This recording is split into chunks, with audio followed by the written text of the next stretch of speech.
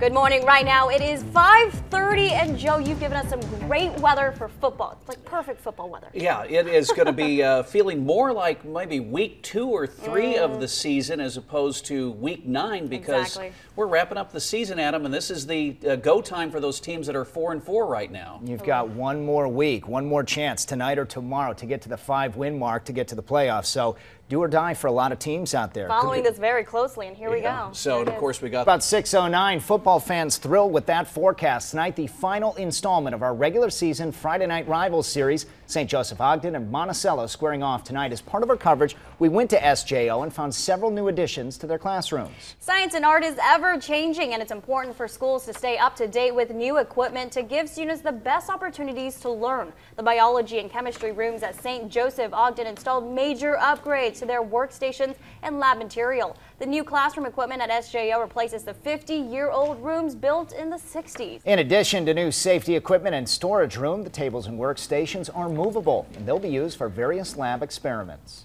In 2 weeks, they've collected 800 pieces of clothing. Past students say the Franciscan values of giving back are embedded in them, and that giving back, especially to the less fortunate, is what started nursing.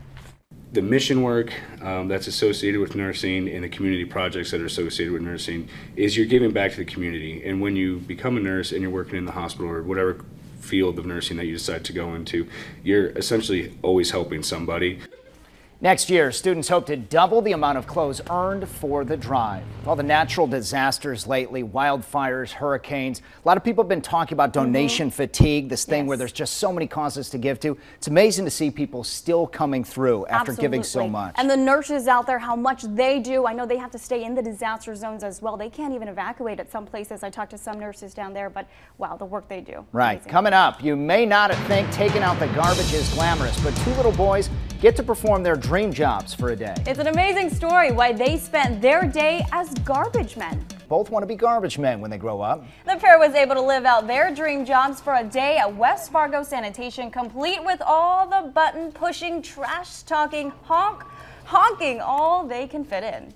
We've got Matt and Dylan here in the studio with a new business model. They're going to get kids just to take out the trash permanently here for low wages. But look at them. They're dressed up and ready to go. Oh, wow. Safety vests, fantastic. How cool is that? How old would you say they are? About, I think 4 and 2 maybe, right around there. They must love the relationship they have with the garbage men there around their area, too. Yeah, I bet they see them every day. Nobody really getting the job done. Tough one indeed. Well, good morning, everyone. Right now it's 6:30, and bringing it close to home, sports. We are now at the finale of Friday Night Rivals. Yeah, tonight, the big night for those teams sitting on the bubble at 4-4. They need to win or stay home come playoff time. Yeah, careers could be over, and you want to keep winning because it feels so nice to keep going right now. Yes, it certainly does, as Cub fans will attest to that this morning. Perfect day for it. Yeah, meantime, though, I want to give a shout-out to my new friends. These are the preschoolers from Room 9. In Crime Watch, a Rantoul man was found guilty of battering a toddler. Christopher Collins was charged in aggravated battery of a child in 2015 after he was accused of severely injuring a 3-year-old girl. The Champaign County District Attorney says Collins could face up to 30 years in prison.